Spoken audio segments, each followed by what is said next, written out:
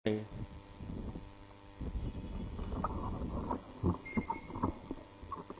الله الرحمن الرحيم قل إن كان آباؤكم وأبناؤكم وإخوانكم وأزواجكم وعشيرتكم وأموال اقترفتموها وتجارة تخشون كسادها ومساكن ترضونها أحب إليكم من الله ورسوله وجهاد في سبيله فتربصوا حتى يأتي الله بأمره والله لا يهدي القوم الفاسقين صدق الله مولانا العظيم صلى الله على النبي الأمي وآله صلى الله عليه وسلم صلاة وسلاما عليك يا رسول الله صلاة وسلاما عليك يا حبيب الله صدر محفل گرامی قدر حضرت علامہ الحاج فیض الرحمن صاحب کریمی مد ظلہ العالی، محب گرامی منزلت جناب حاجی فیض رسول صاحب قمر زید میدہ، علماء اہل سنت، برادران دین و ملت، ماہانہ درس قرآن و حدیث کی انتہائی بابرکت نشست میں ہم سب کو حاضری کی سعادت حاصل ہو رہی ہے۔ اللہ تبارک و تعالی جل شانہ قرآن مجید کے انوار و تجلیات اور حدیث شریف کے انوار سے ہمارے قلوب و اذہان کو منور فرمائے۔ آج کے درس قرآن و حدیث کا موضوع اور عنوان تحفظ ناموس رسالت اور عشق رسول ہے۔ موجودہ دور میں ایک عجیب کشمکش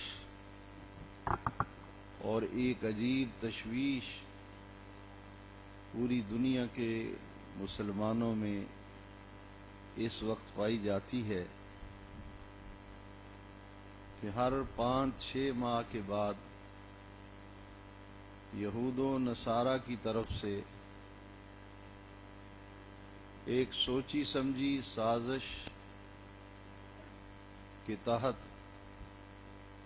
حضور نبی کریم صلی اللہ علیہ وسلم کی ذات اقدس کے حوالے سے توہین اور گستاخی کا ارتکاب کیا جاتا ہے۔ کبھی قرآن مجید کو جلانے کی انتہائی مذموم اور قابل مذمت شرمناک حرکت کی جاتی ہے، جس سے پوری دنیا کے مسلمانوں کے دل آزردہ ہوتے ہیں اور مسلمانوں میں ایک تشویش کی لہر جو ہے وہ دوڑ جاتی ہے۔ حال ہی میں امریکہ میں بننے والی ایک ایسی گستاخانہ فلم جس کا اجرا کیا گیا، اس کی وجہ سے پوری دنیا میں آباد 1 ارب سے زیادہ مسلمانوں کی روح پر شدید حملہ کیا گیا اور نبی کریم صلی اللہ علیہ وسلم کی ذات اقدس کی نسبت ازواج مطہرات بالخصوص ام المومنین حضرت خدیجۃ الکبریٰ رضی اللہ تعالی عنہا اور صحابہ کبار کی نسبت انتہائی بدتمیزی کے ساتھ غیر اخلاقی حرکت کرتے ہوئے اس عظیم جرم کا ارتکاب کیا جسے ہم توہین رسالت یا نبی کریم صلی اللہ علیہ وسلم کی گستاخی تصور کرتے ہیں۔ اس لیے عالمی سطح پر پوری دنیا کے مسلمان سراپا احتجاج ہیں، ریلیاں نکل رہی ہیں، مذمت کی جا رہی ہے، اور خود امریکہ میں وائٹ ہاؤس کے سامنے کل مسلمانوں کی کثیر تعداد نے بہت بڑا احتجاج کیا، جسے میڈیا پہ بھی کوریج دی گئی، اور یورپ کے تمام شہروں میں، یورپ کے تمام ملکوں میں ایسی ہی قابل مذمت احتجاجی ریلیاں نکالی گئیں اور اپنے جذبات کا اظہار کیا گیا۔ اس صورتحال میں سیکولر ذہن رکھنے والا شخص فائدہ اٹھاتا ہے، اور وہ نوجوان نسل کے ذہن کو اس طرف سے ہٹانے کے لیے عجیب و غریب قسم کا پروپیگنڈا کرتے ہوئے دکھائی دیتا ہے۔ سیکولر ذہن کہ مسلمانوں کے جذبات جو ہیں ان کو کنٹرول کرنا چاہیے، ان کو جذبات کی رو میں بہنا نہیں چاہیے، مسلمان کو جذباتی نہیں ہونا چاہیے۔ اس تناظر میں یہ ضروری ہو گیا ہے کہ ہم اس مسئلے کو قرآن مجید اور حدیث شریف کی روشنی میں سمجھنے کی کوشش کریں کہ جس طرح محبت رسول ایمان کی روح اور دین کی اصل ہے، اسی طرح تحفظ ناموس رسالت بھی مسلمانوں کی اولین ذمہ داری ہے۔ اس لیے میں نے قرآن مجید میں سے 10ویں پارے میں سے سورہ توبہ کی آیت نمبر 24 تلاوت کرنے کی سعادت حاصل کی ہے۔ اس آیت کریمہ میں ان تمام سوالوں کا جواب آتا ہے کہ محبت رسول کی اہمیت کیا ہے، یہ عشق رسول کا لفظ جو ہے اس کی کیا حقیقت ہے، اور جب عشق رسول کا لفظ تم بولتے ہو تو اس سے تمہاری مراد کیا ہے۔ سب سے پہلے یہ بات سمجھ لیجئے کہ قرآن مجید میں اللہ تبارک و تعالی نے ایمان والوں کی خوبی اور ایمان والوں کی ایک اعلی وصف کا ذکر کیا ہے۔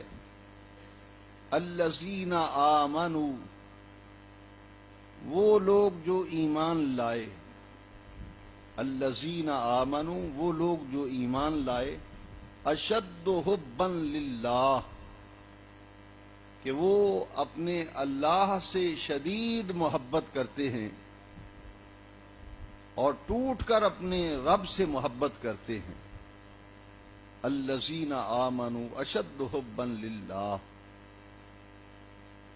محبت جب بڑھتی ہے تو پھر وہ عشق کی منزل میں پہنچتی ہے، جس کو قرآن مجید میں اشدو کے لفظ سے ذکر کیا، اس میں تفضیل سے ذکر کیا، اور اس میں تفضیل یہ مبالغے کا صیغہ ہے۔ مبالغے کا صیغہ وہ ہوتا ہے جس میں معنی کی کثرت پائی جائے۔ تو گویا اشد حبا للہ، ٹوٹ کر اللہ سے محبت کرتے ہیں، شدید محبت کرتے ہیں وہ اللہ سے۔ اب قرآن مجید کی سورہ توبہ کی آیت نمبر 24 سے اس بات پر غور کرنا ہے کہ اللہ کی محبت اور اس کے محبوب صلی اللہ علیہ وسلم کی محبت، اس کی تشریح حیثیت کیا ہے۔ محبت جب عروج کرتی ہے، محبت جب پرواز کرتی ہے تو وہ عشق کے مقام پر پہنچتی ہے۔ جیسا کہ ایک حوالہ یہاں کوٹ کرنا چاہوں گا تاکہ لفظ عشق رسول پر اٹھنے والے سوالات کا جواب آپ کے ذہن میں بیٹھ جائے کہ اعلان نبوت سے پہلے نبی کریم صلی اللہ علیہ وسلم جب غار حرا میں کبھی 10 دن کے لیے کبھی 15 دن کے لیے سرکار تشریف لے جاتے تھے، نہ کچھ کھاتے نہ کچھ پیتے، کبھی ستو اور جو سرکار لے جاتے، زمزم لے جاتے، کئی روز فاقہ کشی میں گزر جاتے، اور نبی کریم صلی اللہ علیہ وسلم کا جو کھانا پینا حضور نے چھوڑا، اللہ کی عبادت و ذکر میں مصروف رہے، تو عرب کے جو شعراء ہیں انہیں جب پتہ چلا حضور سید عالم علیہ السلام کی نسبت کہ آپ غار حرا میں تشریف لے جاتے ہیں، کچھ کھاتے نہیں کچھ پیتے نہیں، کھانا پینا چھوٹ گیا ہے، کسی کی محبت میں کسی کی یاد میں وارفتہ رہتے ہیں، تو ان کا جو کھانا پینا چھوٹا ہے، کسی کی محبت میں یہ حال بنا ہوا ہے کہ نہ کھاتے ہیں نہ پیتے ہیں، اور خلوتوں میں جا کر کے ڈیرا بسایا ہے، تو عرب کے شاعروں نے جو جملہ بولا وہ قابل توجہ ہے۔ انہوں نے کہا ان محمدن صلی اللہ علیہ وسلم عاشقا ربہ، کہ محمد پاک کو اپنے رب سے عشق ہو گیا ہے۔ انا محمدن عاشقا ربہ، محمد پاک کو اپنے رب سے عشق ہو گیا ہے۔ تو جب بندہ، یہ تو اہل تصوف سے پوچھیے، اولیاء کرام سے، ارباب طریقت سے پوچھیے کہ عشق کیا ہوتا ہے، وہ فرماتے ہیں کہ عشق ایک ایسی آگ ہے جو محبوب کے سوا سب کچھ جلا کر راکھ کر دیتی ہے۔ عشق ایک ایسی آگ ہے جو محبوب کے سوا سب کچھ جلا کے راکھ کر دیتی ہے، جسے فنا پھر رسول کا مقام کہتے ہو۔ آدمی پھر جدھر دیکھتا ہے، دائیں دیکھے بائیں دیکھے، اوپر دیکھے نیچے دیکھے، جدھر نگاہ اٹھاتا ہے اسے جلوہ یار نظر آتا ہے، اسے جلوہ یار نظر آتا ہے، وہ دیدار مصطفیٰ کی لذتوں میں کھویا رہتا ہے۔ اگر آقا کریم علیہ السلام غار حرا میں اللہ کی معرفت اور اس کی عبادت کا پیغام عام کرنے کے لیے خلوت میں جا کے ڈیرا لگایا، اللہ کی یاد اور عبادت اور ذکر میں مصروف رہے، تو عرب نے کہا کہ ان کو اپنے رب سے عشق ہو گیا ہے۔ اور وہ لوگ جو سید عالم علیہ السلام سے عشق کی منزل میں پہنچتے ہیں، تو پھر ان کا لباس، ان کا کھانا پینا، ان کا چلنا پھرنا، ان کا اٹھنا بیٹھنا، حتیٰ کہ وہ اس بات میں بھی غور کرتے ہیں کہ نبی کریم صلی اللہ علیہ وسلم کے سانس لینے کا طریقہ کیا تھا، حضور سانس کس طرح لیتے تھے، پھر وہ کھاتے پیتے اٹھتے بیٹھتے چلتے پھرتے معاملات میں اس بات پر غور کرتے ہیں کہ نبی کریم صلی اللہ علیہ وسلم کا اس معاملے میں کیا انداز ہوا کرتا تھا، حضور کا کیا طریقہ ہوا کرتا تھا۔ وہ حضور کی اداؤں کو، آقا علیہ السلام کے طریقوں کو وہ لوگ اپنایا کرتے ہیں، اسی لیے کہتے ہیں کہ جن کی ہر ادا سنت مصطفیٰ، ایسے پیرے طریقت پہ لاکھوں سلام۔ تو یہ عشق کی کیفیت آپ سمجھ گئے کہ کسی کی محبت میں اس قدر وارفتہ ہونا کہ کھانا پینا چھوٹ جائے اور آدمی کو اپنے محبوب کے سوا کچھ نظر نہ آئے، بس جلوہ یار اور جلوہ محبوب بھی نظر آتا رہے۔ تو یہ مقام ہمیں بھی اپنی اصلاح کرنی چاہیے کہ ہمارے جتنے بھی نقیب محفل آج کل نقابت کرتے ہیں تو ہر آنے والے کے لیے غیر محتاط لفظ استعمال کرتے ہیں۔ ہمارا دین ہمیں احتیاط سکھاتا ہے، جب کسی کے متعلق یہ دیکھو کہ اس کی شخصیت کیا ہے، اس کے مطابق اگر آپ نے کوئی لقب اس کو دینا ہی ہے تو حقائق کی دنیا میں بھی تو جھانک کے دیکھو. ہر آنے والے کو کہہ دے کہ یہ بڑا عاشق رسول ہے، یہ بڑا عاشق رسول ہے. محب رسول تو کہہ سکتے ہو، محب رسول آپ کہہ سکتے ہو، لیکن عشق کی منزل تو بہت عرفہ و اعلیٰ ہے. وہاں تو پھر ہر کچھ نظروں سے اوجھل ہو جاتا ہے. پھر وہ جدھر دیکھتا ہے ادھر تو ہی تو ہے، تو ہی تو ہے، تو ہی تو ہے. اس لیے عشق جو ہے وہ بڑی اونچی منزل ہے، جسے علامہ اقبال نے کہا ہر کے عشق مصطفیٰ اورا سامان اوست، بحر و بر در گوشائے دامان اوست. جس کو عشق رسول کی دولت میسر آتی ہے، بحر و بر اللہ تبارک و تعالی اس کے ماتحت فرما دیتا ہے.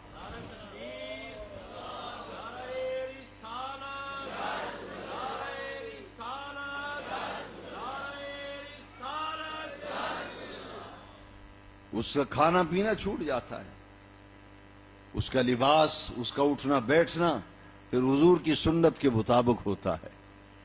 اس لیے محبت جب بڑھتی ہے اور محبت جب عروج کرتی ہے، ارتقاء اس کا ہوتا ہے، پھر وہ مقام عشق پر پہنچتی ہے. اور یہ ہر کسی کو میسر نہیں ہے. قرآن مجید میں اللہ تبارک و تعالی نے سورہ توبہ کی آیت نمبر 24 میں فرمایا، اے میرے محبوب صلی اللہ علیہ وسلم آپ فرما دیجئے، قُلْ إِنْ كَانَ آبَاؤُكُمْ وَأَبْنَاؤُكُمْ وَإِخْوَانُكُمْ وَأَزْوَاجُكُمْ وَعَشِيرَتُكُمْ. اب دیکھیے کہ محبت رسول کس قدر اہمیت کی حامل ہے. قرآن مجید اور حدیث شریف کی روشنی میں سمجھتے ہیں کہ اللہ کریم نے رشتے گنوائے. ان کان آباؤکم، تمہارے آبا، تمہارے باپ، وَأَبْنَاؤُكُمْ، اور تمہارے بیٹے، تمہاری اولاد، باپ دادا اور تمہاری اولاد، وَإِخْوَانُكُمْ، اور تمہارے بھائی، وَأَزْوَاجُكُمْ، اور تمہاری عورتیں، تمہاری بیویاں، تمہاری عورتیں، وَعَشِيرَتُكُمْ، اور تمہارا کنبہ، تمہارا خاندان. یہی نہیں فرمایا، یہ رشتے گنوا کر پھر اللہ تبارک و تعالی نے ارشاد فرمایا وَأَمْوَالٌ اقْتَرَفْتُمُوهَا، تمہارے کمائی کے مال، جو مال تم کماتے ہو وہ، وَتِجَارَةٌ تَخْشَوْنَ كَسَادَهَا، اور تمہاری وہ تجارت، تمہارا وہ کاروبار جس میں تمہیں گھاٹے اور نقصان کا اندیشہ رہتا ہے، فکر رہتی ہے کہ یہ میرا مال تجارت ہے، یہ میرا سودا ہے، اس میں کہیں خسارہ نہ ہو، گھاٹا نہ ہو، نقصان نہ ہو. پہلے رشتے گنوائے، تمہارے باپ، تمہارے بیٹے، تمہارے بھائی، تمہاری عورتیں، تمہارے کمائی کے مال، تمہاری تجارت کا سودا جس میں تمہیں نقصان کا اندیشہ رہتا ہے. بات یہاں بھی ختم نہیں ہوئی، پھر آگے پھر اللہ پاک نے فرمایا وَمَسَاكِنُ تَرْضَوْنَهَا، وہ تمہارے رہائش کے مکان جو تمہیں مرغوب ہیں، محبوب ہیں، تمہارے پسندیدہ رہائش کے مکان، تمہارا مال تجارت جس میں تمہیں نقصان کا اندیشہ ہے، تمہارے کمائی کے مال، تمہارے خاندان، کنبہ، قبیلہ، تمہاری عورتیں، ازواج، تمہارے بھائی، تمہارے بیٹے، تمہارے آبا، باپ دادا، یہ ساری محبتیں اللہ کریم نے گنوائی اور ارشاد فرمایا احب الیکم من اللہ ورسولہ وجہاد فی سبیلہ. اب ذرا غور کرو، یہ جتنے رشتے گنوائے، جتنے مال تجارت اور کمائی کے مال، رہائش کے مکان گنوائے، اب فرمایا احب الیکم من اللہ ورسولہ، اللہ اور اس کے رسول کی محبت، وجہاد فی سبیلہ، اور اللہ کے راستے میں جہاد کرنے سے اگر تمہیں یہ چیزیں اور یہ رشتے زیادہ پیارے ہو گئے تو فرمایا فتربصوا، پھر انتظار کرو، راستہ دیکھو، حتی یاتی اللہ بامرہ، یہاں تک کہ اللہ تمہارا فیصلہ فرمائے۔ یہاں فیصلے سے مراد عذاب ہے، سزا ہے، کہ ان سے اللہ اور اس کے رسول کی محبت اگر معاذ اللہ مغلوب ہو گئی اور ان چیزوں کی محبت غالب آ گئی تو اللہ کریم نے فرمایا پھر راستہ دیکھو، انتظار کرو۔ کس بات کا؟ اللہ کے فیصلے کا انتظار کرو، وہ تمہارا کیا فیصلہ فرماتا ہے۔ واللہ لا یہدی القوم الفاسقین، کہ اللہ تبارک و تعالی فاسقوں کو ہدایت نہیں دیتا۔ اب اس آیت کریمہ میں ذرا غور کیجئے کہ محبت کا لفظ آیا نا، احب الیکم من اللہ ورسولہ، یہاں میں 2-3 آیات کا مزید حوالہ دینا چاہوں گا کہ رسول اللہ سے محبت، خدا سے محبت۔ یہاں فرمایا نا احب الیکم من اللہ ورسولہ، اور ایک مقام پر قرآن مجید میں ہی فرمایا اطیعوا اللہ واطیعوا الرسول، اللہ کی اطاعت کرو اور اللہ کے رسول کی اطاعت کرو، اللہ کا حکم مانو، اللہ کے رسول کا حکم مانو۔ اور پھر فرمایا من یطیع الرسول فقد اطاع اللہ، جس نے اطاعت کی رسول کی اس نے اطاعت کی اللہ کی، جس نے حکم مانا اللہ کے رسول کا اس نے حکم مانا اللہ کا۔ پتہ یہ چلا کہ محبت رسول اس قدر اہمیت کی حامل ہے کہ اقبال کو بھی کہنا پڑا کہ مغز قرآن روح ایمان۔ یہ 1 ارب سے زیادہ مسلمان گستاخانہ فلم کی مذمت کے لیے اور توہین رسالت پر کیوں دل پارا پارا، دل زخمی زخمی کیوں ہے؟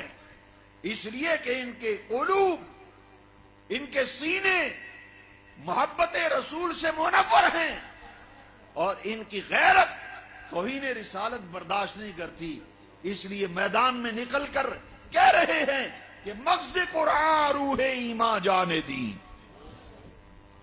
مغز قرآن روح ایمان جانے دین، ہست حب رحمت للعالمین، ہست حب رحمت للعالمین۔ اب حضور کی محبت یہ کیا ہے؟ ذرا غور کیجئے کہ ایک صحابی علماء موجود ہیں، یہاں ایک حدیث شریف سن لیجئے پھر میں آگے بڑھتا ہوں تاکہ یہ واضح ہو جائے آیت کریمہ میں جو رشتے گروائے گئے۔ قُلْ إِنْ كَانَ آبَاؤُكُمْ وَأَبْنَاؤُكُمْ وَإِخْوَانُكُمْ وَأَزْوَاجُكُمْ وَعَشِيرَتُكُمْ۔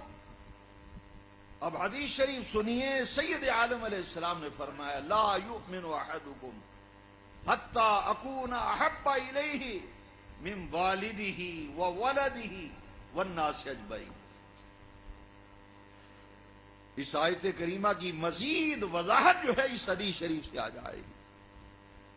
حضور نبی کریم علیہ السلام نے فرمایا ہرگز وہ مومن نہیں ہو سکتا، لا یؤمن، ہرگز وہ کامل مومن نہیں ہو سکتا، احدکم، تم میں سے کوئی ایک اس وقت تک کامل مومن نہیں ہو سکتا حتی اکون احب الیہ، یہاں آیت کریمہ میں بھی لفظ آیا احب الیکم من اللہ ورسولہ، اور حدیث شریف میں بھی یہی لفظ آئے حتی اکون احب الیہ من والدہ وولدہ والناس اجمعین، اس کے باپ، اس کے بیٹے اور دنیا کے تمام لوگوں سے بڑھ کر جب اسے میں زیادہ محبوب و پیارا نہیں ہو جاؤں گا اس وقت تک وہ کامل مومن نہیں ہو سکتا۔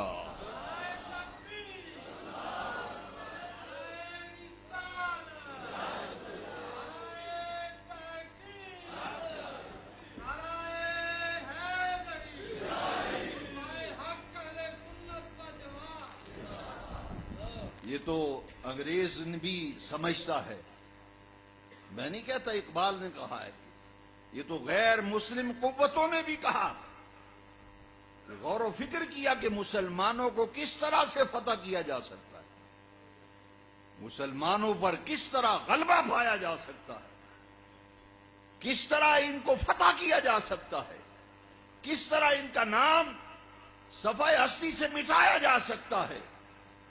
تو یہ تو انہوں نے بھی کہا کہ وہ فاقہ کش جو موت سے ڈرتا نہیں ذرا، روح محمد اس کے بدن سے نکال دو۔ وہ روح محمد یہاں عشق رسول مراد ہے، محبت رسول مراد ہے۔ جب حضور کی محبت ہی دل سے نکال دی جائے گی تو پھر ان کو فتح کرنا آسان ہو جائے گا۔ اس لیے حدیث شریف اور قرآن شریف کی آیت کریمہ سے یہ بات بالکل واضح سمجھ میں آ گئی، اور ہم نے غور کیا قرآن پاک میں اور حدیث شریف، تو ہم اس نتیجے پر پہنچے کہ اللہ تبارک و تعالی جل شانہ کی محبت، اس کے پیارے محبوب کی محبت، یہ ایمان کی روح ہے، روح ایمان، جان دین کی جان ہے، قرآن کا مغز ہے، کیونکہ قرآن میں جگہ جگہ اللہ تبارک و تعالی نے اپنے محبوب کی عظمت کو اجاگر کیا ہے۔ تو جب محبت رسول ایمان کی روح ہے تو پھر جس سے محبت ہو اس کی عزت پر کوئی حملہ کرے تو محب کیسے برداشت کرتا ہے کہ میرے محبوب کی عزت پر کوئی حملہ کرے؟ اس لیے میں نے ابتدا میں کہا کہ جس طرح محبت رسول دین کی اصل ہے، مجھے کعبے کے رب کی قسم ہے، اسی طرح ناموس رسالت کا تحفظ یہ بھی ایمان کی روح ہے۔ آپ دیکھیے کہ ایک صحابی باغ میں کام کر رہے ہیں، باغ میں گوڈی کر رہے ہیں، کام کر رہے ہیں، کسی نے آ کر کے بتایا کہ تو باغ میں کام کر رہا ہے، تجھے خبر نہیں ہوئی، اطلاع نہیں ملی کہ نبی پاک کا وصال ہو گیا صلی اللہ علیہ وسلم، حضور کا وصال ہوا ہے۔ انہوں نے وہیں سب کچھ چھوڑا اور کھڑے ہو گئے، آپ دیدہ ہوئے اور شدت غم سے نڈال ہو گئے، اور آسمان کی طرف دیکھ کر کہا کہ باری تعالیٰ مجھے اب ان آنکھوں کی ضرورت نہیں رہی۔ رسول اللہ صلی اللہ علیہ وسلم کا جلوہ زیبا دیکھا کرتا تھا، تو جب ظاہراً حضور کا دیدار اب نہیں ہوگا تو پھر مجھے ان آنکھوں کی ضرورت نہیں، میری آنکھیں واپس لے لے۔ اب مجھے ان کی حاجت و ضرورت نہیں رہی۔ اب ذرا غور کیجئے کہ یہ ہے شدت محبت، ورنہ ہر انسان کو آنکھوں کی ضرورت ہے، دیکھنے کے لیے، چلنے پھرنے کے لیے، دیگر زندگی کے ایام گزارنے کے لیے، مگر حضور کی محبت میں اس قدر سرشار تھے کہ کچھ سجائی نہیں دے رہا تھا۔ آخر یہی فیصلہ کیا کہ اگر جلوہ یار نہیں، دیدار محبوب نہیں ہے تو پھر ان آنکھوں کو کیا کرنا ہے۔ حاضرین محترم، اسی محبت سے سرشار سید عالم صلی اللہ علیہ وسلم کی زوجہ مکرمہ ام المومنین ہیں۔ باپ ان کا بھی اسلام نہیں لایا، ملاقات کے لیے آیا تو رسول اللہ صلی اللہ علیہ وسلم کے بستر پر آ کر بیٹھ گیا۔ جب بیٹھا تو ام المومنین نے نیچے سے بستر باپ کے کھینچ لیا، اور ایک روایت میں کہ زور سے تھپڑ مارا کہ تجھے جسارت کیسے ہوئی رسول اللہ کے بستر پہ بیٹھ رہی۔ امام قاضی ابو یوسف رحمت اللہ علیہ ایک دسترخوان پہ بیٹھے ہیں، کھانا چنا ہوا ہے، لوگ کھانا کھا رہے ہیں، اور ایک شخص نے دیکھا کہ دسترخوان پر کدو شریف بھی ہے۔ سبزیوں میں سے نبی کریم صلی اللہ علیہ وسلم کی پسندیدہ سبزی جو ہے وہ کدو شریف ہے۔ اب نہ کھانا الگ بات ہے، مگر ناک چڑھا کر کہا کہ مجھے تو یہ پسند نہیں ہے یہ نہیں۔ امام قاضی ابو یوسف نے فوراً گرفت کی اور پکڑ کی، فرمایا جدد الایمان، تجھے نئے سرے سے کلمہ پڑھ کے دوبارہ مسلمان ہونا پڑے گا، اس لیے کہ تو ایمان سے ہاتھ دھو بیٹھا ہے۔ کیوں کہ وہ بات اور وہ اشیاء جو سرکار کو پسند ہے تو کہہ رہا ہے مجھے پسند نہیں۔ حضور کی پسند کو ناپسند کہا ہے۔ فرمایا جدد الایمان، تجدید ایمان کرنا ضروری ہے۔ کیوں؟ نقطہ یہ تھا کہ حضور کی پسند کو ناپسند کہا۔ حاضرین محترم، میں آپ سے یہ کہنا چاہتا ہوں، یہ اتنا سینسیٹیو مسئلہ ہے، حساس مسئلہ ہے ناموس رسالت کا، اور ہم تو اس قدر حساس ہیں کہ حرمت رسول پہ جان بھی قربان ہے۔ ہم نے بھی بینر دیکھے رکشاؤں کے پیچھے لاہور میں لگے ہوئے، لیکن بہت دل دکھا کہ جب گنبد خضرا کہیں نظر نہیں آیا، کہیں گنبد خضرا نظر نہیں آیا۔ میں نے کہا کہ دیکھیے کہ ہماری نوجوان نسل محبت رسول سے سرشار ہو کر نعرے لگا رہی ہے کہ ہماری جان ہماری آن، گنبد خضرا پہ قربان۔ ہماری جان ہماری آن، گنبد خضرا پر قربان۔ محبت رسول کے کچھ تقاضے ہوا کرتے ہیں۔ یہی وجہ ہے کہ آپ صحابہ کرام کا دور لے لیں، تابعین کا دور لے لیں، تبع تابعین کا دور لے لیں، عباسیوں کا دور لے لیجئے، عثمانیوں کا دور لے لیجئے، تمام بنو امیہ کا دور لے لیجئے، تاریخ اسلام کا مطالعہ کیجئے۔ ہر دور میں جس شخص نے بھی رسول اللہ کی توہین کی، جس نے بھی حضور کی بے ادبی اور گستاخی کا ارتکاب کیا، اس کی سزا قتل تجویز کی گئی۔ گستاخ رسول کی سزا قتل ہے، اس کو خدا کی زمین پر زندہ رہنے کا حق نہیں۔ آج سیکولر ذہن کے لوگ کہ رسول اللہ نے تو دشمنوں کو بھی معاف کیا تھا، وہ تو رسول اللہ نے معاف کیا ہے۔ کیوں؟ اس لیے کہ مستشرقین نے اسی لیے تو کہا ہے کہ جب سے کائنات بنی ہے اس وقت سے لے کر اب تک کروڑوں انسان اس دنیا میں آئے، مگر مسلمانوں کے نبی جیسا انسان ہمیں تاریخ انسانیت میں نظر نہیں آتا۔ وجہ کیا ہے؟ انہوں نے کہا کہ ہم نے لائف آف محمد کو پڑھا ہے صلی اللہ علیہ وسلم، ان کی پوری ہسٹری کو دیکھا ہے۔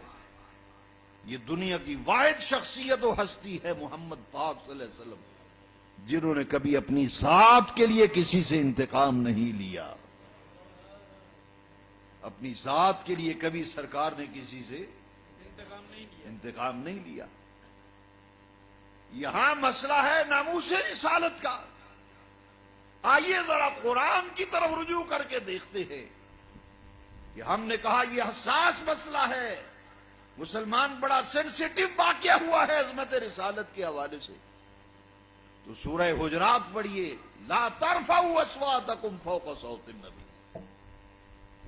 ذرا غور کرنا، جسے معمولی سمجھتا ہے سیکولر، یا ایھا الذین آمنوا لا ترفعوا اصواتکم فوق صوت النبی۔ اے ایمان والو، نبی کریم سے بات چیت اور گفتگو کرتے ہوئے اپنی آواز کو اونچا مت ہونے دو۔ لا ترفعوا اصواتکم فوق صوت النبی۔ حضور گفتگو فرما رہے ہیں تو بارگاہ رسالت کے آداب خود رب کریم قرآن کریم میں بتلا رہا ہے، سکھلا رہا ہے۔ لا ترفعوا اصواتکم فوق صوت النبی۔ حضور کی آواز سے اپنی آواز کو اونچا مت ہونے دو۔ اگر سید عالم علیہ السلام کی آواز سے تمہاری آواز اونچی ہو گئی تو قرآن میرا فرما رہا ہے ان تحبط اعمالکم وانتم لا تشعرون، تمہارے سارے عمل اکارت جائیں گے، ضائع ہو جائیں گے، اور تمہیں پتہ بھی نہیں چلے گا۔ دیکھنا ذرا، ایمان والے سے کہا جا رہا ہے، اے ایمان والو اپنی آواز کو رسول اللہ صلی اللہ علیہ وسلم کی آواز سے اونچا مت ہونے دو۔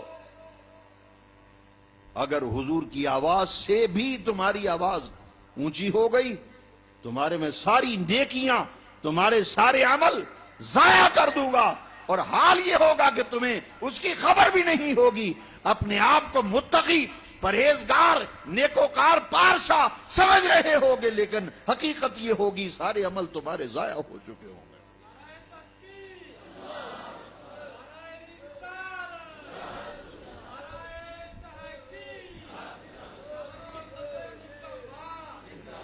لا تقدموا بین یدی اللہ ورسولہ، حجرات لا تقدموا بین یدی اللہ ورسولہ۔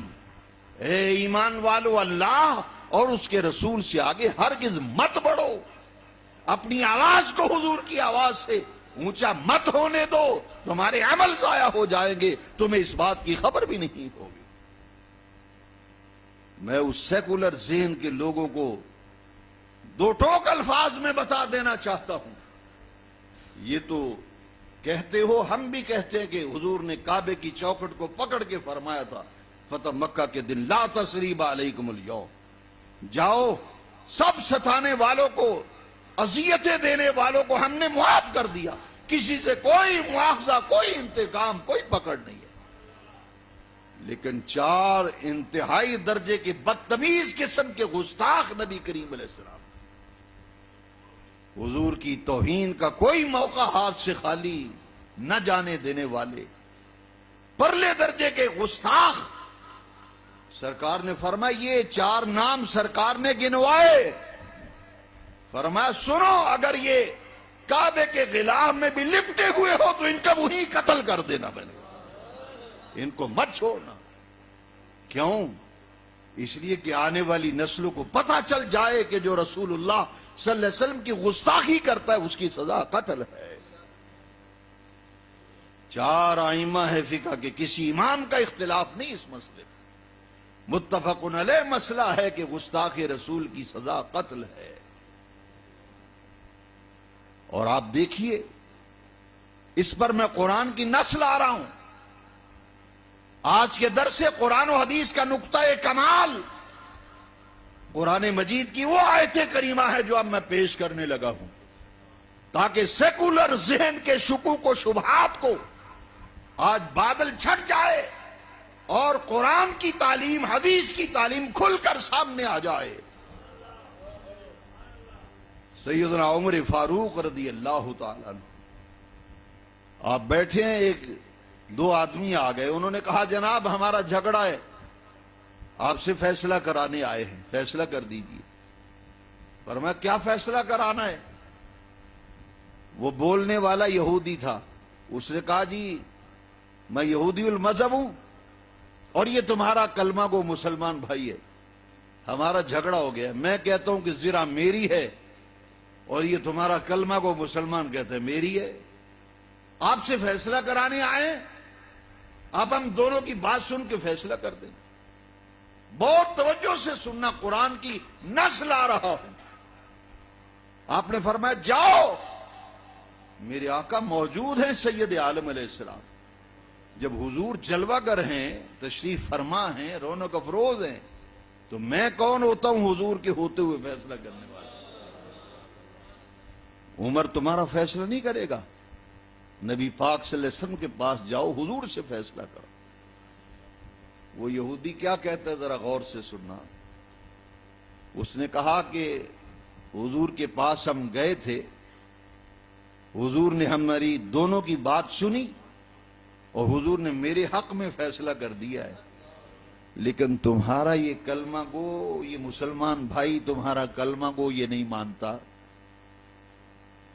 حضرت عمر بڑے حیران ہوئے، فرمایا بتاؤ، گئے تھے سرکار کے پاس، وہ نمازی، وہ کلمہ گو جو در حقیقت منافق تھا، اس نے کہا جی ہاں گئے تھے حضور کے پاس۔ انہوں نے کہا پھر حضور نے کیا فیصلہ کیا؟ ذرا سنیے، ذرا کس قسم کی توہین ہے اور سزا کیا ہے؟ اس نے کہا کہ حضور نے کوئی ہماری بات توجہ سے نہیں سنی، اور حضور نے معاذ اللہ ثم معاذ اللہ خاکم بدہن کہ حضور نے انصاف نہیں کیا، معاذ اللہ ہماری بات توجہ سے نہیں سنی، اس لیے آپ کے پاس آئے ہیں کہ آپ ہماری غور سے بات سن لیں اور ہمارا فیصلہ کر دیں۔ جبکہ سرکار نے یہودی سے کہا بھائی تیرے پاس گواہ ہے تو لے آ، اس کلمہ گو سے کہا وہ گواہ نہیں لا سکا کہ زرا میری ہے، یہودی نے گواہ پیش کر دیے کہ ان گواہوں نے کہا جی ہم گواہی دیتے ہیں کہ زرا اس کی ہے، وہ کلمہ گو اس گواہ پیش نہ کر سکا، حضور نے فیصلہ کر دیا۔ حضرت عمر نے کہا اچھا حضور مصروف تھے، تمہاری بات حضور نے توجہ سے نہیں سنی، فیصلہ صحیح نہیں ہوا اور میرے پاس فیصلہ کرانے آئے ہو۔ فرمایا ہاں میں تمہارا فیصلہ کروں گا، ضرور کروں گا، ضرور کروں گا تمہارا فیصلہ، بیٹھو میں تمہارا فیصلہ کرتا ہوں۔ آپ اندر تشریف لے گئے اور تلوار لے کر کے آئے، تلوار لا کر فرمایا اس نام نہاد کلمہ گو سے، یہودی سے پہلے پوچھا کہ بتاؤ حضور نے کیا فیصلہ کیا؟ اس نے کہا کہ نبی پاک علیہ السلام نے میرے حق میں فیصلہ کیا ہے، یہ کلمہ گو نہیں مانتا۔ آپ نے فرمایا یہودی کہتا ہے مجھے قبول ہے، فرمایا تو بتا بھئی تجھے نبی پاک نے فیصلہ کیا کیا؟ اس نے کہا جی اس کے حق میں کیا ہے۔ تو فرمایا تجھے قبول نہیں ہے؟ کہتا جی قبول نہیں ہے اس لیے کہ انصاف نہیں کیا۔ آپ نے تلوار لے کر ایک ہی وار میں اس کی گردن کاٹ کر رکھ دی، فرمایا جاؤ اعلان کر دو جس کو محمد پاک کا فیصلہ قبول نہیں صلی اللہ علیہ وسلم، اس کا فیصلہ عمر کی تلوار یہی کرے گی۔ گردن کاٹ دی، عمر کی تلوار کا یہی فیصلہ ہے اس کے بارے میں جس کو آقا کا فیصلہ قبول نہیں ہے۔ اب کیا ہوا، وہ جتنی اینڈ پارٹی تھی نا، وہ منافق اینڈ کمپنی، وہ اکٹھے ہو گئے، انہوں نے کہا دیکھو جی ایک نمازی کو مار دیا عمر نے، بلے ہوئے نمازی، یہ ایک کلمہ گو کو مار دیا ہے، وہ ایسا کلمہ گو جو رسول اللہ کی گستاخی اور بے ادبی کا ارتکاب کر رہا تھا۔ عمر نے مسلمان قتل کر دیا، کلمہ گو مار دیا، نمازی مار دیا۔ بڑی زوردار جب مہم چلائی گئی نا، اللہ کی غیرت نے گوارا نہ کیا کہ میری محبت سے سرشار ہو کر میرے محبوب کی فیصلے کو قبول نہ کرنے والے کا جو فیصلہ عمر کی تلوار نے کیا ہے وہ حق فیصلہ ہے۔ رب نے جبریل کو اسی وقت آیتیں دے کے بھیج دیا۔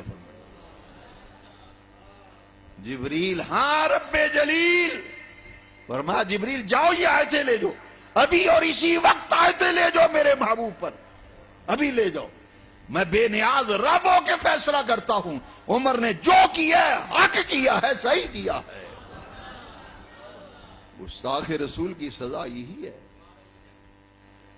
آیتیں لے کے آئے جبریل، فلا وربک، مجھے محبوب مجھے تیرے رب کی قسم ہے، فلا وربک، محبوب مجھے تیرے رب کی قسم ہے، لا یؤمن احدکم حتی اکون احب الیہ۔ حدیث شریف سنی آپ نے، ماں باپ اولاد دنیا کے تمام لوگ ان سے بڑھ کر حضور کو محبوب جانو۔ عمر نے اسی محبت سے سرشار ہو کر فیصلہ کیا، رب نے آیت نازل کر دی، فلا وربک لا یؤمنون حتی یحکموک فیما شجر بینہم۔ محبوب مجھے تیرے رب کی قسم ہے، میں بے نیاز رب ہو کے کہتا ہوں ہرگز مومن نہیں ہو سکتے جب تک آپ کو اپنے تنازعات میں، اپنے جھگڑوں میں آپ کو فیصلہ کرنے والا تسلیم نہ کرے۔ حرجا مما قضیت، اور جب آپ ان کے جھگڑوں کا فیصلہ فرما دیں تو اپنے دل میں کوئی گھٹن اور تنگی محسوس نہ کریں۔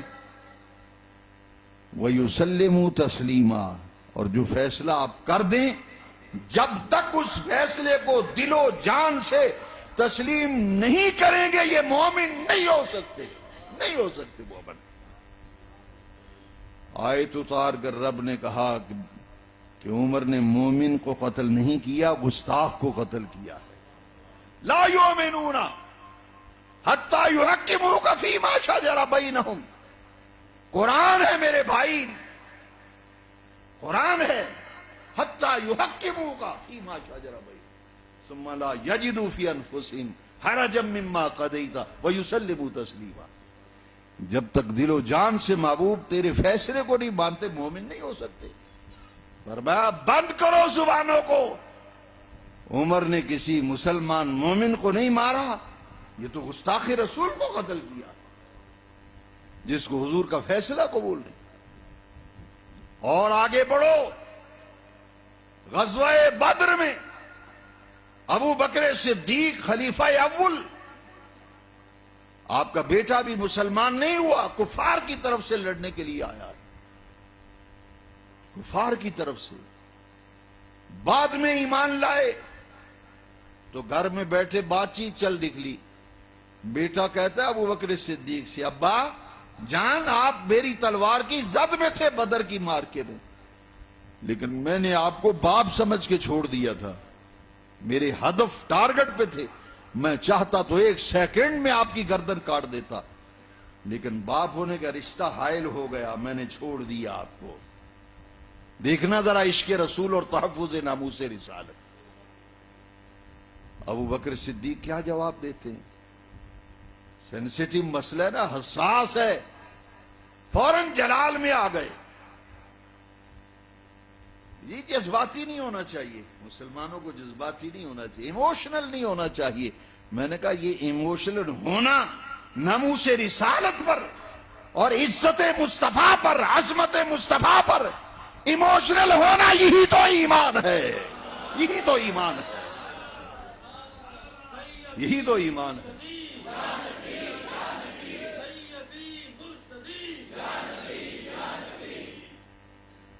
صحابہ ایموشنل ہوئے تو سرکار کے وضو کا پانی زمین پر نہیں گرنے دیا۔ عقل قربا کن بپیش مصطفیٰ۔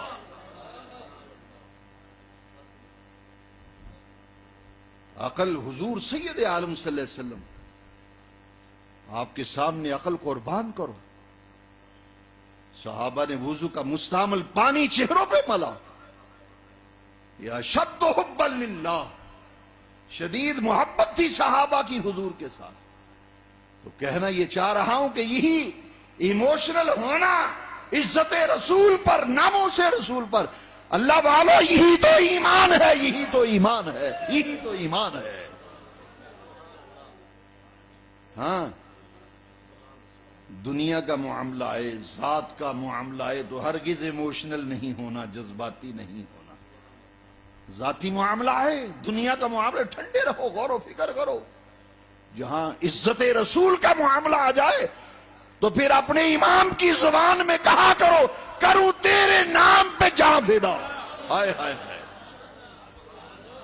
کروں تیرے نام پہ جاں فدا، نہ بس ایک جاں، 2 جہاں فدا، 2 جہاں سے بھی نہیں جی بھرا، کروں کیا کروڑوں جہاں نہیں، کروں کیا؟ ہماری جان، ہماری جان، ہماری جان،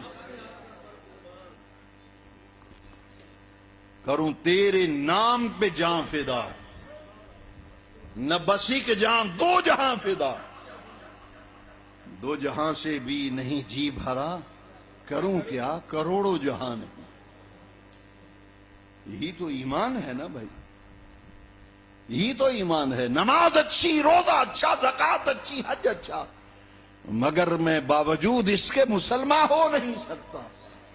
نہ جب تک کٹ مروں کھا جائے بطحا کی عزت پر، خدا شاہد کامل میرا ایمان ہو نہیں سکتا، خدا شاہد کامل میرا ایمان ہو نہیں سکتا۔ ابھی حافظ آباد میں شاہ صاحب کا عرس ہوا، شبیر حسین شاہ صاحب حافظ آبادی رحمت اللہ علیہ، آپ کا عرس ہوا پچھلی جمعرات کو، مجھے بھی بلایا انہوں نے بیان کے لیے۔ میں نے شاہ صاحب کے 2-3 واقعات سنائے جو ان میں سے کسی کو پتہ ہی نہیں تھا۔ ایک بندہ اور گواہ تھا، وہ اسٹیج پہ بیٹھا تھا، میں نے کہا یہ گواہ ہے کہ ہم تو ان دیوانوں میں سے ہیں ان شاکان رسول کی جوتیوں کی خاک یہ ہمارے لیے سرما بنانا اعزاز ہے. عاشق رسول تو بہت اونچا مقام ہے. ہم تو ان کے نالین اٹھانے کے بھی لائق نہیں. جو سچا عاشق رسول ہے اس کی جوتے اٹھانے کے بھی ہم لائق نہیں ہیں. وہ ہے غازی علم الدین شہید. ہاں آج سیکولر یہ کہتا ہے جی ایموشنل نہ ہو, ایموشنل. اور رسول اللہ کی عزت کا معاملہ آیا, ہندو کتے نے کتاب لکھی, راجپال نے, نام ہی بڑا غلیظ رکھا. 18 سال کا منڈا ترخانوں کا برداشت نہ کر سکا. 18 سال کا جوان, اس سے برداشت نہ ہوا. اس نے کہا کون ہے جس نے میرے نبی کی بے ادبی کی ہے؟ کہا یہ ہندو پبلیشر ہے, پبلیشر راجپال کتابیں چھاپتا ہے یہ. اس نے کہا اچھا آج ہی لیتا ہوں اس کی خبر.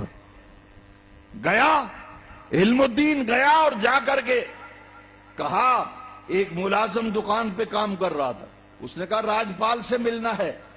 نوکر نے اشارہ کیا, وہ اندر بیٹھے. صاحب اندر بیٹھے ہیں, صاحب اندر بیٹھے ہیں. چھرا نکالا اور جاتے ہی شیر کی طرح حملہ کیا. کہا او کتے, میرے رسول اللہ کو بھونکتا ہے. باذ اللہ واصل جہنم کر دیا. راجپال کو واصل جہنم کیا, خود پھانسی کے پھندے پہ لگا. قائد اعظم محمد علی جناح وکیل ہیں علم الدین کے. علامہ اقبال گئے, محمد علی جناح گئے. کہا علم الدین پورا پاکستان تیری وجہ سے پریشان ہے, تیری جان بچانے کے لیے مجھے وکیل بنایا گیا ہے. میں تیرا وکیل ہوں, وکالت کر رہا ہوں. بس عدالت میں اتنا سا بیان دے دے, باقی کام ہم جانے, ہمارا کام جانے.